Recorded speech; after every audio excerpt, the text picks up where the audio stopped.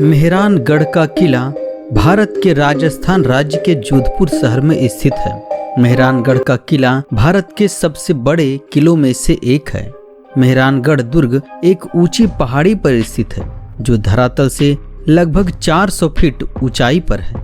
इस किले में 7 द्वार हैं जो अलग अलग नाम से जाने जाते हैं। राजस्थान में 15वीं शताब्दी में बना हुआ यह किला भारत की समृद्धि व महानता का प्रतीक है और प्राचीन समय की कला का एक अजीब व बेजोड़ नमूना है।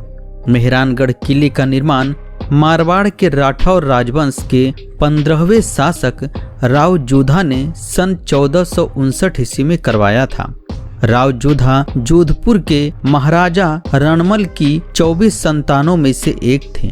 पहले मारवाड़ का शासक मंडोर पर हुआ करता था, लेकिन महाराजा रणमल की मृत्यु के बाद मारवाड़ का उत्तराधिकारी राव जोधा को बनाया गया था। लेकिन कुछ समय बाद राव जोधा से उसका राज्य छिन गया। फिर राव जोधा ने लगातार कुछ वर्षों तक युद्ध जारी रखा और फिर से मंडेर पर अपना कब्जा कर लिया। तब राव जोधा को मंडेर का किला ज्यादा सुरक्षित नहीं लगा, इसलिए उन्होंने मंडोर से 9 किलोमीटर दूर एक पहाड़ी पर किला बनाया जो आज मेहरानगढ़ किले के नाम से पूरी दुनिया में प्रसिद्ध है। राव जोधा के बाद मारवाड़ के शासकों द्वारा इस किले में कई महल और प्रवेश द्वारों का निर्माण करवाया गया था। मेहरानगढ़ किले का इतिहास बहुत ही रोचक है।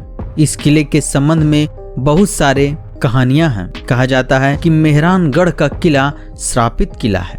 पौराणिक कथाओं के अनुसार कहा जाता है कि जिस पहाड़ी पर मेहरानगढ़ का किला स्थित है वहां पर पहले एक साधु महात्मा तपस्या किया करते थे और पास में ही एक पानी का स्रोत था। जब राव जोधा ने इस पहाड़ी पर किले का निर्माण शुरू करवाया तब राजा ने साधु महात्मा को यहाँ से जाने के लिए कहा। तब साधु महात्मा क्रोधित हो उठे और जाते वक्त उन्होंने श्राप देते हुए कहा कि जिस पानी के लिए तुम मुझे यहाँ से हटा रहे हो वह कुछ समय बाद सूख जाएगा और कुछ समय बाद यहाँ पर लगातार पानी की कमी होते रहेगी। तब राजा ने साधु महात्मा से माफी मांगी।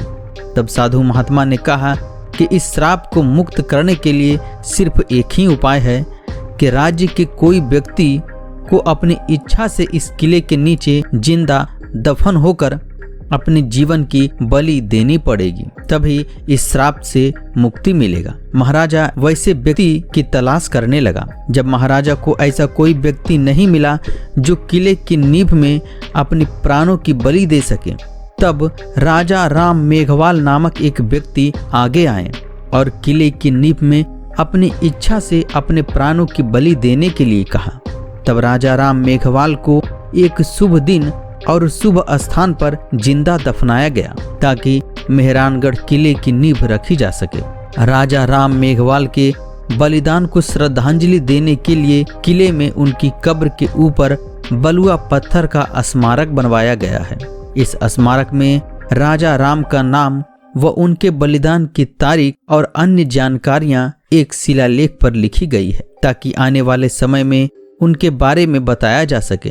राजा राम की समाधि के बाद साधु महात्मा का श्राप कम होने लगा और किले के आसपास के इलाकों में पानी की समस्या दूर हो गई। पौराणिक इतिहास के अनुसार कहा जाता है कि जब राव जोधा किला बनाने के लिए एक उचित जगह की तलाश करते हुए इस पहाड़ी पर पहुंचे थे तो उन्होंने यहाँ पर एक विचित्र नजारा देखा था। राव जोधा ने यहाँ पर बकरी को बाघ से लड़ते देखा। बकरी के साहस को देखते हुए राव जोधा ने किला बनाने के लिए इसी जगह को उचित माना।